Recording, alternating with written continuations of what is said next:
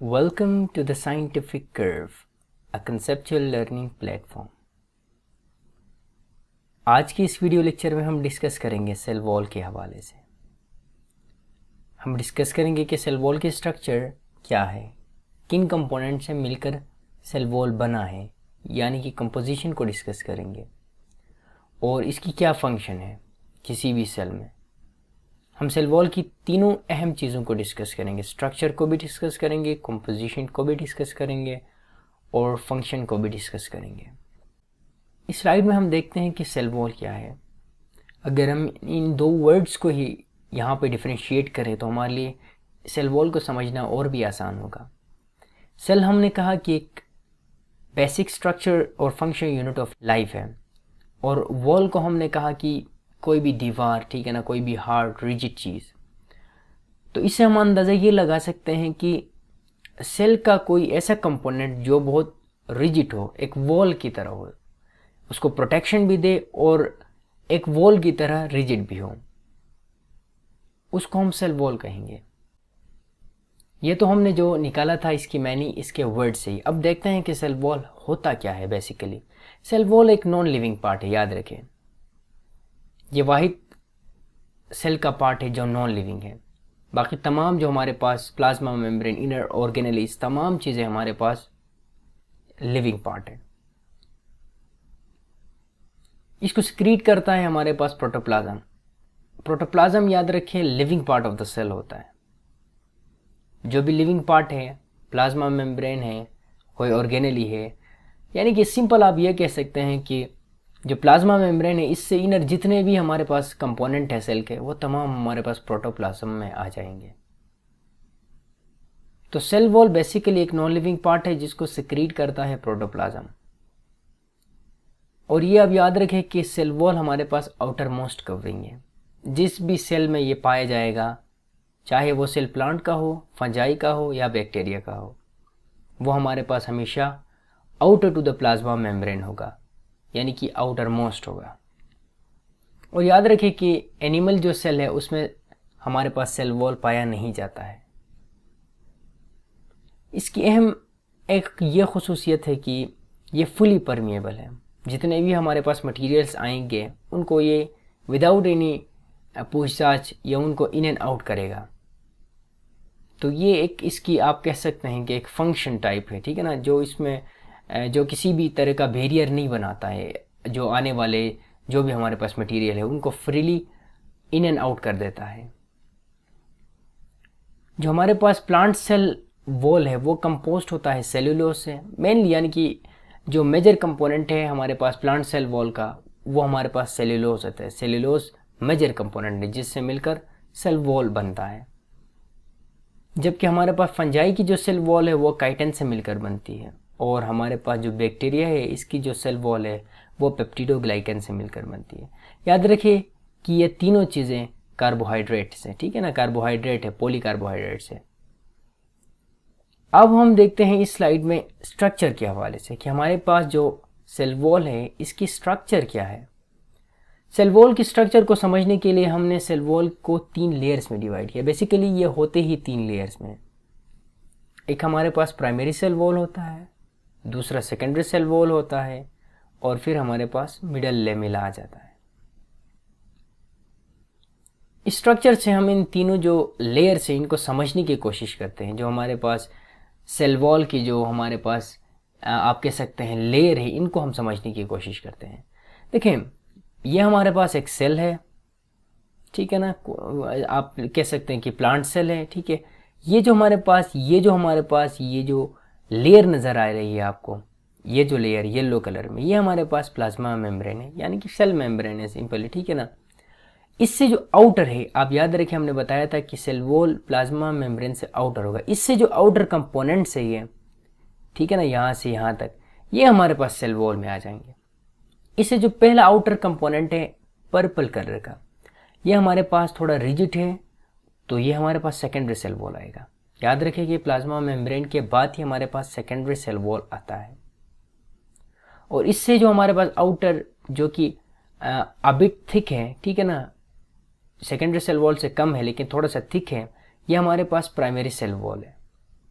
और इससे जो आउटर हमारे पास है दो डिफरेंट सेल के प्राइमरी सेल वॉल के दरमियान में, ये हमारे पास मिडल लेमेला है।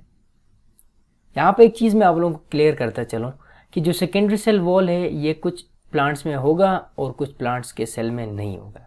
इसकी रीज़न ये है कि जो भी डेवलपिंग सेल है उनमें हमें हमेशा प्राइमरी सेल वॉल मिलेगा, लेकिन जो हमारे पास जो एडल्ट है, जो प्लांट्स जिनकी ग्रोथ मैक्सिमम अटेन हुई है, उनमें हमारे पास सेकेंडरी सेल वॉल पाया जाएगा। यानी कि जब भी सेकेंडरी सेल वॉल डेवलप होता है तो फर्दर हमारे पास ग्रोथ नहीं होती किसी भी ऑर्गेनिज्म की, ठीक है ना। तो इसीलिए ये हमारे पास जो डेवलप जो प्लांट्स हैं उनमें सेकेंडरी सेल वॉल पाया जाता है।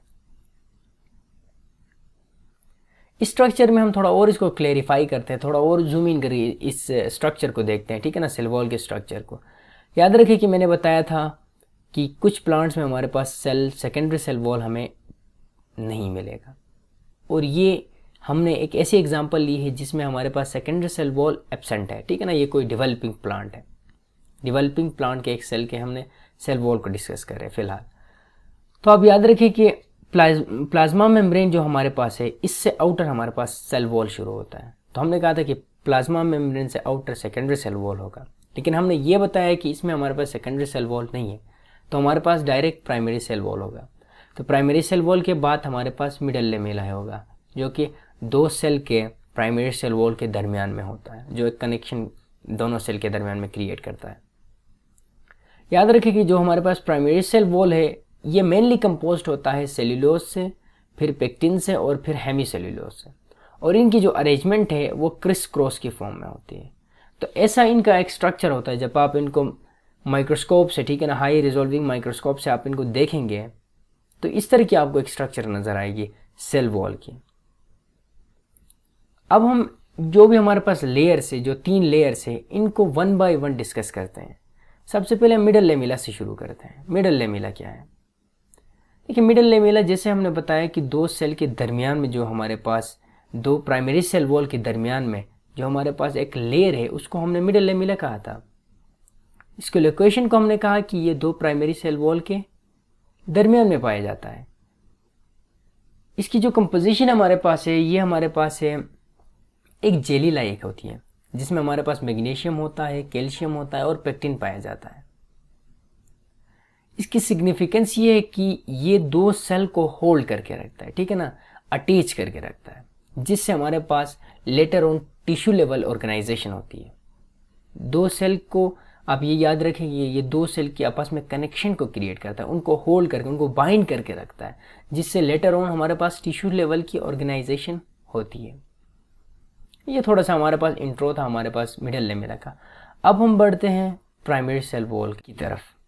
प्राइमरी सेल वॉल को हम ट्रू सेल वॉल कहते हैं। देखें, अब ट्रू सेल वॉल हम इसको क्यों कहते हैं, ये समझना बहुत ज़रूरी है। ट्रू सेल वॉल हम इसलिए कहते हैं क्योंकि जितने भी हमारे पास प्लांट्स हैं, जितने भी हमारे पास प्लांट के सेल हैं, आप याद रखें कि प्राइमरी सेल वॉल वहाँ पे ज़रूर प्रेजेंट होगा। किसी भी हाल में प्राइमरी सेल वॉल तो होगा ही होगा, उसमें कोई हार्ड एंड फास्ट रूल नहीं है, कोई डॉट नहीं है, ठीक है ना। इसीलिए हम कहते हैं कि ये एक ट्रू सेल वॉल है जो कि तमाम प्लांट्स के सेल में प्रेजेंट होता है। प्राइमरी सेल वॉल थोड़ा फ्लेक्सिबल होता है बनिस्बत सेकेंडरी सेल वॉल से, तो वो थोड़ा अपने आप को एडजस्ट कर सकता है जब उसको एक्सटर्नल प्रेशर वगैरह का सामना करना पड़े, तो ये थोड़ा सा फ्लेक्सिबल होता है। इसके लोकेशन की बात करें तो याद रखिए कि मिडल लेमेला से इनर और सेकेंडरी सेल वॉल से आउटर, इन बिटवीन आप कह सकते हैं कि हमारे पास मिडल लेमेला और सेकेंडरी सेल वॉल के दरमियान में जो हमारे पास लेयर पाया जाएगा वो हमारे पास होगा प्राइमरी सेल वॉल। और यहाँ पे एक और चीज़ आप नोट करें कि अगर जिस प्लांट के सेल वॉल में सेकेंडरी सेल वॉल अगर एब्सेंट है तो उसके प्लाज्मा मेम्ब्रेन के बाद ही हमारे पास प्राइमरी सेल वॉल होगा।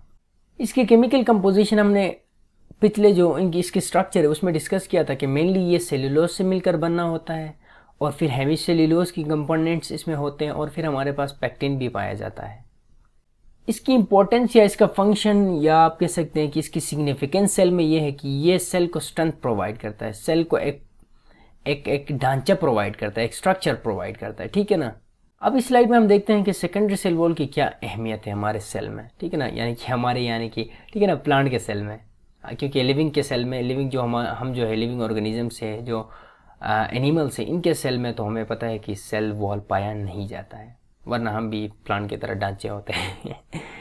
अच्छा, तो आप याद रखें कि हमने डिस्कस भी किया था कि ये हमारे पास वुडी प्लांट्स में डेवलप होता है। इसकी रीज़न ये है कि ये बहुत ज़्यादा रिजिड होता है और टफ होता है। और दूसरी बात यह है कि जो भी डेवलप्ड प्लांट होंगे जिनमें फर्दर डेवलपमेंट नहीं आएगा, फर्दर ग्रोथ नहीं आएगा, उन प्लांट्स में हमारे पास सेकेंडरी सेल वॉल डेवलप होगा और ये रिजिड होता है, टफ होता है, ठीक है ना, बहुत ज़्यादा टफ होता है। इसकी लोकेशन की बात करें तो हमने कहा कि प्लाज्मा मेम्ब्रेन से आउटर होगा और हमारे पास प्राइमरी सेल वॉल से इनर होगा। इन बिटवीन आप कह सकते कि प्लाज्मा मेम्ब्रेन और प्राइमरी सेल वॉल के दरमियान में पाया जाएगा, जो कि काफ़ी ज़्यादा थिक होता है, ठीक है ना। अच्छा, इसकी केमिकल कंपोजिशन ये है कि इसमें सेल्यूलोज भी होते हैं, हेमीसेल्यूलोज भी होते हैं जनाब, इनऑर्गेनिक साल्ट भी होते हैं, लिग्निन भी होता है और वैक्स भी होता है, ठीक है ना। लिग्निन की कंसंट्रेशन ज़्यादा होती है जो इसको रिजिड और टफ बनाती है। इसकी सिग्निफिकेंस ये है कि ये बहुत ज़्यादा रिजिडनेस सेल के सेल वॉल को बनाता है, ठीक है ना, बहुत ज़्यादा रिजिड होता है cell wall due to the presence of lignin, और यही वजह है कि ये वो बहुत ज़्यादा टफ और रिजिड होता है सेकेंडरी सेल वॉल। अब हम सेल वॉल के फंक्शन की तरफ आते हैं। देखें, हमने जितने भी लेयर्स हैं उनकी फंक्शन को डिस्कस किया था, तो हम यहाँ पर जर्नल सेल वॉल के फंक्शन को डिस्कस करते हैं कि सेल वॉल का क्या कंट्रीब्यूशन है प्लांट सेल में, ठीक है ना। अच्छा, प्लांट सेल में सबसे पहले तो ये है कि हमारे पास वो प्रोवाइड करता है स्ट्रक्चरल सपोर्ट, ठीक है ना, एक स्ट्रक्चर को बना के रखता है, और एक स्ट्रक्चर को सिंपल आप ये कह सकते हैं कि बनाए रखता है, जो स्ट्रक्चर है उसको मेंटेन करके रखता है, ठीक है ना।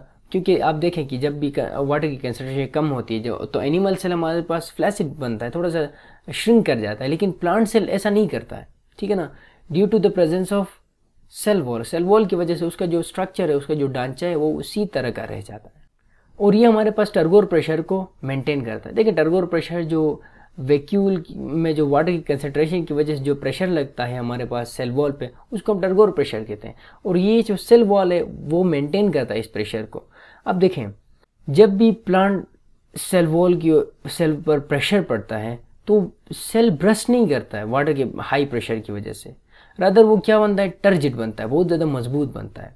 यही खासियत है हमारे पास सेल वॉल की, जो इनके स्ट्रक्चर को एक टर्जिड बनाता है, जो इनके स्ट्रक्चर को मेंटेन करके रखता है, ठीक है ना, जो इनके सेल को ब्रस्ट होने से बचाता है। तो ये सिंपल हमारे पास टर्गोर प्रेशर को भी मेंटेन करता है।